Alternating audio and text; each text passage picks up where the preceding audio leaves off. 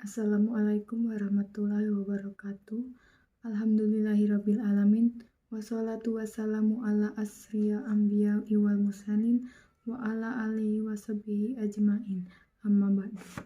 Segala puji hanya bagi Allah Subhanahu wa taala yang selalu melimpahkan rahmat, taufik dan hidayahnya kepada kita semua. Sehingga pada kesempatan ini kita masih diberikan kesempatan untuk mencari amal ma'ruf nahi munkar sebagai bekal kita hidup di akhirat kelak. Semoga Allah Subhanahu wa taala memberikan tempat yang istimewa di surga bagi kita. Amin ya rabbal alamin. Salawat beriring salam, mari kita persembahkan keharibaan baginda Muhammad Sallallahu Alaihi Wasallam beserta keluarga dan para sahabat. Allahumma shalli ala Muhammad wa ala ali Muhammad. Semoga dengan banyak kita bersalawat kepada beliau, kita termasuk orang yang mendapatkan syafaat di yaumul akhir nanti. Amin ya rabbal alamin. Kaum muslimin yang dirahmati Allah Subhanahu wa taala, sesungguhnya bulan Ramadan yang mulia ini akan terasa begitu singkat. Hari-hari akan begitu cepat, meninggalkan kita penuh penyesalan. Jika tidak tersadar untuk mengisinya dengan kebaikan.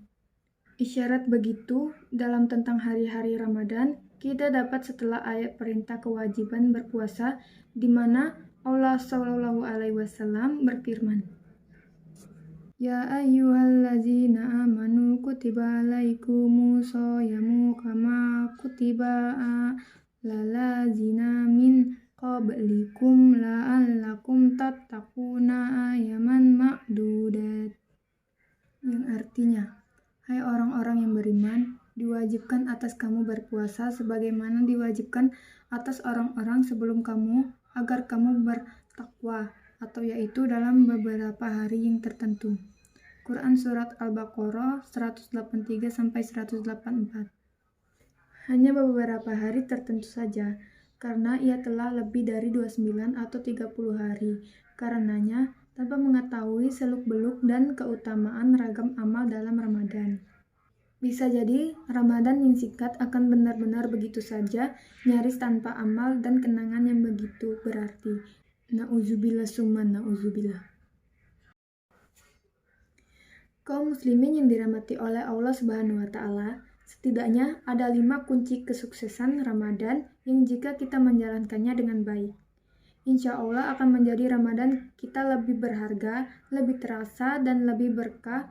Masya Allah. Dengan 5 hal tersebut, kita bisa menanti hari-hari Ramadan dengan penuh amalan yang baik dan diisyaratkan. Adapun 5 hal tersebut adalah: yang pertama, menghayati hikmah dan manfaat puasa bagi kita. Jika seseorang memahami maksud, hikmah, dan manfaat dari apa yang dilakukan, maka tentulah ia akan menjalankannya dengan ringan dan senang hati. Maka begitu pula seseorang yang berpuasa, ketika ia benar-benar mampu menghayati nikmat puasa, maka ibadah yang terlihat berat ia akan dijalani dengan penuh kehusyukan dan hati yang ringan. Di antara hikmah puasa antara lain adalah menjadi madrasah ketakwaan dalam diri kita. Sebagaimana syarat Al-Quran ketika berbicara kewajiban puasa, yaitu la'allakum tattaqun, agar supaya engkau dan bertakwa.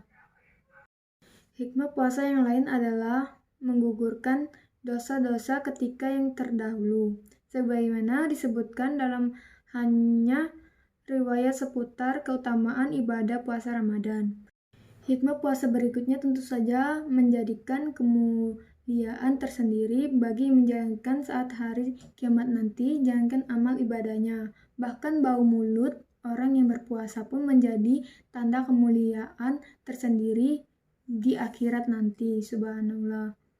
Rasulullah Shallallahu Alaihi Wasallam bersabda, Lufu pamisa imiya toyibu indallahi min naroyihi miski.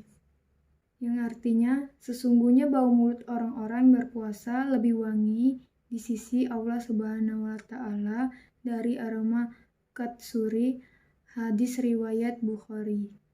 Dengan memahami hikmah puasa yang begitu besar dan mulia bagi diri kita, maka insya Allah membuat kita lebih semangat dan menjalani hari-hari Ramadan kita.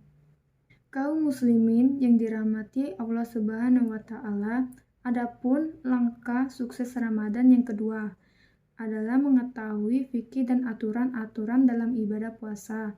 Dari Ibnu Abbas, Rasulullah Shallallahu Alaihi Wasallam bersabda, seseorang faqih ahli ilmu agama telah ditakuti setan daripada 1000 ahli ibadah tanpa ilmu.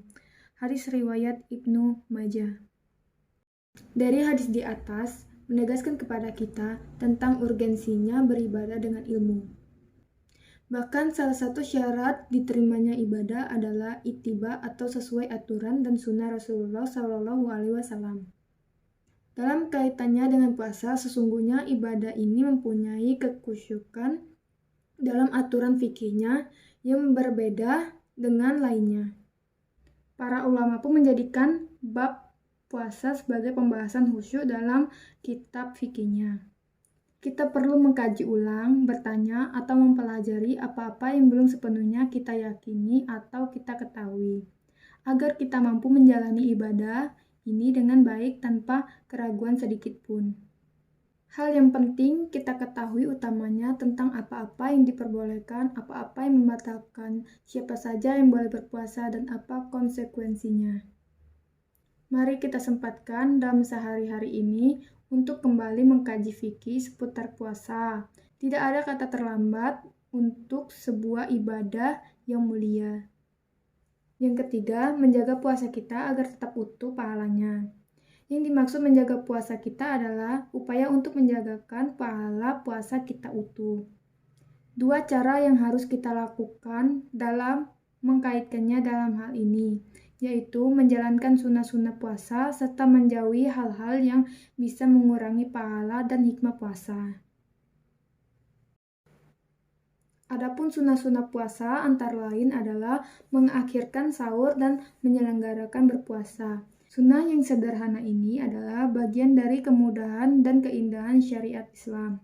Kita diminta untuk mengakhirkan sahur sebagai persiapan untuk menjalankan puasa. Begitu pula kita diminta menyegarkan berbuka sebagai kebutuhan fitrah manusia yang harus diperhatikan. Sunnah puasa lainnya adalah dengan berdoa sebelum dan sesaat berbuka, serta berbuka dengan seteguk air. Semoga sunnah yang sederhana ini bisa kita lakukan untuk mengoptimalkan pahala puasa kita. Kaum muslimin yang dirahmati Allah Subhanahu wa Ta'ala, menjaga puasa juga dengan menjauhi segala sikap dan rintangan yang akan mengurangi kebaikan pahala kita seperti marah tidak berguna, emosional, berdusta dalam perkataan, ghibah maupun kemaksiatan secara umum.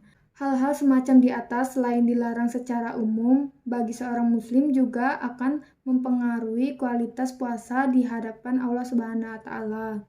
Jauh-jauh hari Rasulullah Shallallahu Alaihi Wasallam telah mengingatkan kepada kita betapa banyak orang berpuasa tidak mendapatkan pahala apa-apa dan puasanya kecuali hanya lapar, dan berapa banyak orang-orang yang sholat malam tarawih tetapi tidak mendapatkan apa-apa selain bergadang saja.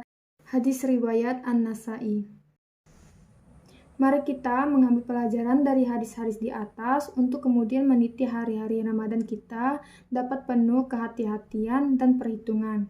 Siapapun kita tidak akan pernah rela jika hanya mendapatkan lapar dahaga saja di bulan Ramadan ini. Keempat, menghias puasa kita dengan ragam amal yang diisyaratkan dalam Ramadan. Sesungguhnya ibadah dalam bulan Ramadan bukan hanya puasa saja, tetapi banyak ragam ibadah juga diisyaratkan dalam bulan penuh berkah ini.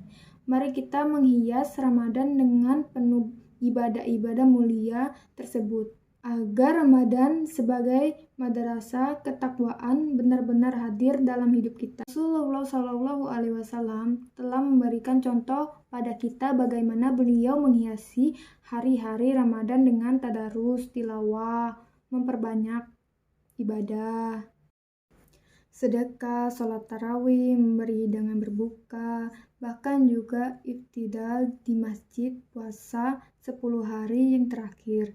Jika kita ingin merasakan Ramadan yang berbeda dan begitu bermakna, tentu menjadi penting bagi kita untuk menghias Ramadan serta kita dengan amal ibadah tersebut.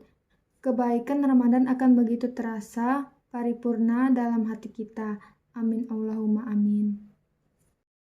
Kaum muslimin yang dirahmati Allah Subhanahu wa taala, langkah sukses yang terakhir atau kelima adalah mempertahankan atau menjaga semua amal dengan istiqomah hingga akhir Ramadan. Bulan Ramadan dipenuhi banyak amalan yang sesungguhnya akan melelahkan sebagian besar orang. Karenanya, kita sering menjadi saksi bagaimana kaum muslimin berguguran dalam perlombaan Ramadan ini sebelum mencapai garis finishnya. Sholat tarawih di masjid mulai menyusut sedikit demi sedikit seiring berlalunya hari-hari awal Ramadan. Karenanya, merupakan hal yang tidak bisa dibantah adalah jika kesuksesan Ramadan yang bergantung dari keistiqomahan kita menjalani semua kebaikan di dalamnya hingga akhir Ramadan tiba.